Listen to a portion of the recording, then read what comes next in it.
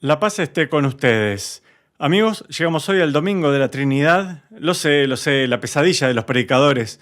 Pero como probablemente sepan de mis sermones anteriores, no estoy para nada de acuerdo con eso. Pienso que todos los domingos son Domingo de Trinidad. La Trinidad refiere a lo más fundamental y básico de toda nuestra teología y espiritualidad, así que necesitamos y deberíamos regocijarnos de hablar de la Trinidad. Puedo darles tres como fundamentos o justificaciones para hablar de Dios como una trinidad de personas. Primero que todo, Jesús mismo. Jesús habla del Padre que lo envió. Y ustedes dirán, de acuerdo, está bien, pero ¿acaso Abraham o Jacob o Isaías, Jeremías, Moisés o Ezequiel no habían hablado de Dios como Padre que los envió en una misión? Hasta aquí es todo común. Pero aquí es donde se vuelve realmente complicado. Aunque Él es alguien distinto de este Padre que lo envió en una misión, habla y actúa en la persona misma del Dios de Israel. Ustedes han escuchado que se dijo en la Torá, pero yo les digo, bueno, ¿quién puede afirmar ese tipo de autoridad sino Dios mismo? Hijo mío, tus pecados te son perdonados. ¿Quién puede perdonar pecados sino solo Dios? Mostrando su dominio incluso sobre los elementos de la naturaleza, caminando sobre el agua y calmando la tormenta. A menos que me amen más que a su madre y su padre, más que a ustedes mismos, no son dignos de mí. Bueno, ningún profeta diría eso. Eso sería el sumum de la arrogancia. Solo el bien supremo en persona podría decir eso. Así que ese era su dilema. De acuerdo, es enviado por el Padre, pero parece ser él mismo el Dios de Israel. Ahora, si piensan que eso es como abstracto, todos los domingos afirmamos esta verdad cuando con el concilio de Nicea decimos que Él es Dios de Dios, luz de luz, verdadero Dios de verdadero Dios, y recuerden, consustancial con el Padre. Esa es la versión en español de homoousios. Ese era el griego para uno en el ser consustancial. Bueno, ese era el dilema que enfrentaban. Jesús es en cierto modo otro que el Padre, pero aún así es consustancial con el Padre. Esa idea fue transmitida por la gran tradición. Y luego esto. El Padre y yo, dice Jesús en el Evangelio de Juan la noche antes de morir, el Padre y yo les enviaremos un paráclito. Les enviaremos el Espíritu Santo, escuchen ahora, que los conducirá a toda la verdad, que interpretará para ustedes la importancia de Jesús y los conducirá a toda la verdad. ¿Qué ser humano o poder simplemente creado podría conducirnos a la verdad?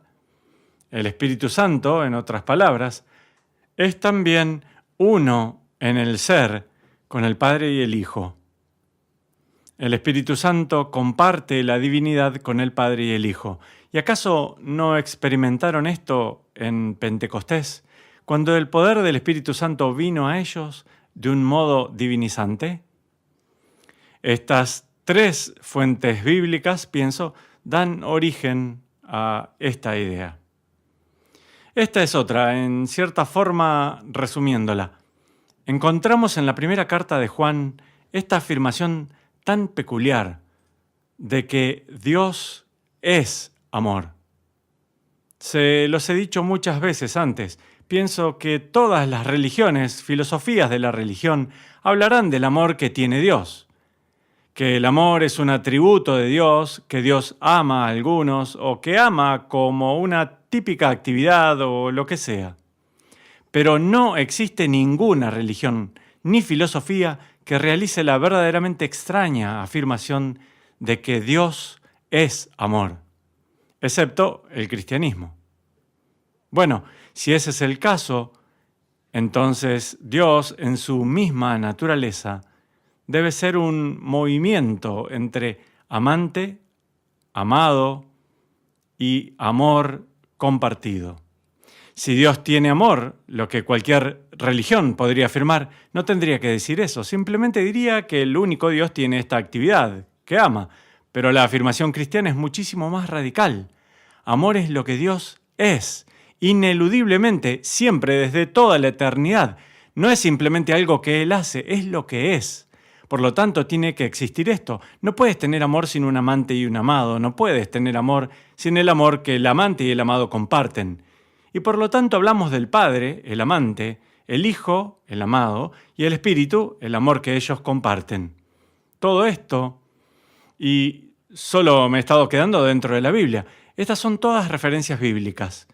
Fueron transmitidos por la tradición y algunas de las personas más brillantes en el primer siglo de la Iglesia intentaron darle sentido a esto, que el Dios único de Israel, y ningún cristiano nunca lo negó. Recuerden la plegaria Shemá del 6º capítulo del Deuteronomio. Escucha Israel, el Señor nuestro Dios es el único Señor. La unicidad de Dios, la unidad de Dios, se afirma a lo largo y ancho de la tradición bíblica. Nadie quiere negar eso, pero lo que les fue transmitido era este acertijo, que el único Dios subsiste, sin embargo, como tres personas, como un movimiento de Padre, Hijo y Espíritu Santo, de amante, amado y amor compartido.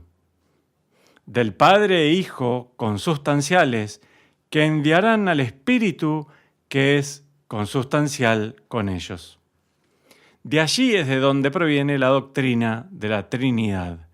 Ahora, uno de los mejores lugares para mirar si aún están intentando obtener un modelo para comprender todo esto es el gran San Agustín. Agustín fue, con Aquino, el mayor teólogo en la historia de la Iglesia, y pienso que tal vez su logro clave intelectualmente fue esta analogía que nos dio para la Trinidad. Habló sobre mente, conocimiento de sí mismo y amor a sí mismo. Pero quiero colocar esto en tal vez un lenguaje contemporáneo, dándoles una analogía que nos sea más familiar. Cualquiera que haya atravesado terapia u orientación o dirección espiritual o incluso una conversación profunda con un amigo cuando están intentando resolver algo en sus vidas, ¿qué es lo que hacen? Bueno, con la ayuda de un terapeuta o director espiritual, podrían plantear su vida como un objeto, como un asunto, como algo a ser examinado. Y dirán, de acuerdo, ¿qué estaba haciendo? ¿Qué estaba pensando cuando hice esto, eso o aquello? O cuando era niño, ¿qué sucedía en mí? ¿Ven lo que está sucediendo? Tal vez con la ayuda de tu director espiritual, eres tú que te estás mirando. Te estás examinando como un objeto. Ahora, a menos que hayas perdido la cordura, nadie en ese proceso pensará, oh, me dividí en dos cosas. Nadie va a decir, hey, me convertí en dos personas diferentes. No, eres a la vez sujeto y objeto. La única persona, tú, eres a la vez sujeto y objeto. Ahora profundicemos un poco más, porque Agustín llama a este tercer movimiento amor a sí mismo. Habiendo atravesado aquel proceso, estás examinándote y llegas a una comprensión más profunda. Llegas a una valoración más profunda de lo que estuviste haciendo o de las presiones bajo las que estuviste o qué amistades tuviste o no. Y en ese proceso llegas, por tanto, a una mayor autoaceptación o a un mayor amor a ti mismo. Existe alguien que conoce, existe alguien que es conocido, y luego existe un amor que se obtiene entre el que conoce y el conocido.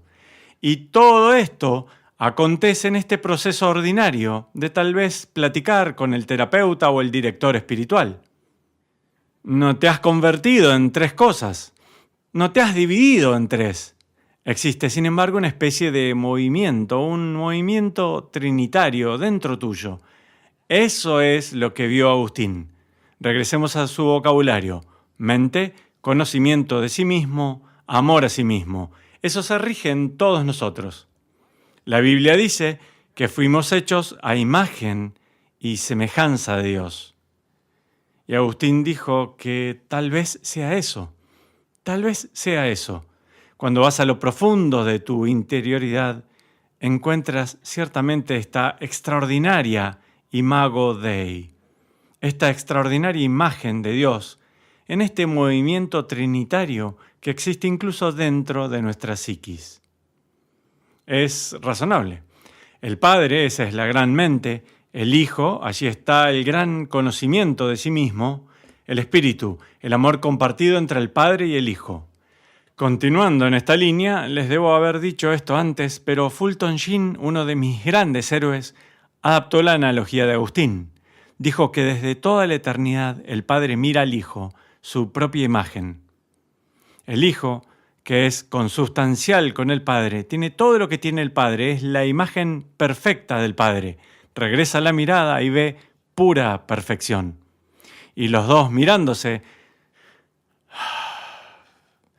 suspiran su amor por el otro. Ese es el Spiritus Sanctus, el soplo divino, Padre, Hijo, Espíritu Santo. De acuerdo, si me siguen hasta ahora, podrían decir, bueno, supongo que en cierto modo es interesante, sí, estas analogías bíblicas y teológicas, de acuerdo, creo que lo entiendo, pero a fin de cuentas, ¿y qué? Aquí viene el ¿y qué? Dios tanto amó al mundo, estoy citando aquí el Evangelio de Juan. Cuando aquí dice Dios, se refiere a Dios Padre. Dios tanto amó al mundo, miren esto, que envió a su único Hijo al mundo, para que todo el que creyera en Él pudiera tener vida en su nombre. ¿A dónde envía el Hijo? A bajar a nuestra humanidad ordinaria. Cristo, siendo Dios, este es Pablo ahora, no consideró que debía aferrarse a las prerrogativas de su condición divina, sino que por el contrario se anonadó a sí mismo tomando la condición de siervo y se hizo semejante a los hombres. Ahora, más aún, por obediencia aceptó incluso la muerte, una muerte de cruz. El Padre envía a su amado Hijo todo el camino descendente. ¿Por qué? Para atraer a aquellos que hemos deambulado lejos de Él. Eso es lo que significa el pecado, significa alejarse de Dios. El Padre envió entonces al Hijo todo el camino descendente hasta los límites del abandono de Dios, para que pudiera, observen esto, reunirnos a todos de regreso en el Espíritu Santo. El Espíritu Santo es el amor que conecta al Padre con el Hijo, incluso cuando el Hijo está en el punto más bajo. El Hijo recorrió todo el camino hasta la muerte misma, pero aún está conectado por el amor del Espíritu Santo.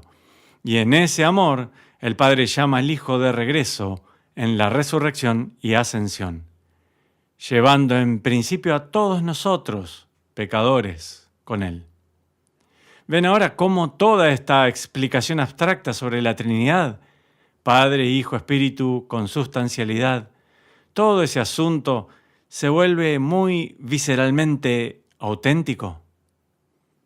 Es porque Dios es un movimiento trinitario de personas para que podamos ser salvados. No solo fuera de Dios, suplicando por misericordia, sino que ahora, a través de la gracia de Dios, dentro de la dinámica de la vida de Dios, reunidos por el Hijo en el poder del Espíritu Santo. Allí está toda la vida cristiana. Esa es toda la vida espiritual. Permítanme cerrar con esto. Piensen en esto cada vez que hacen este gesto. ¿Ven lo que están diciendo? Dios amó tanto al mundo que envió a su único Hijo todo el camino descendente para que pudiéramos ser reunidos en el Espíritu Santo, el amor que los conecta. Esa es la Trinidad. Eso es lo que celebramos en el Domingo de la Trinidad. Y Dios los bendiga.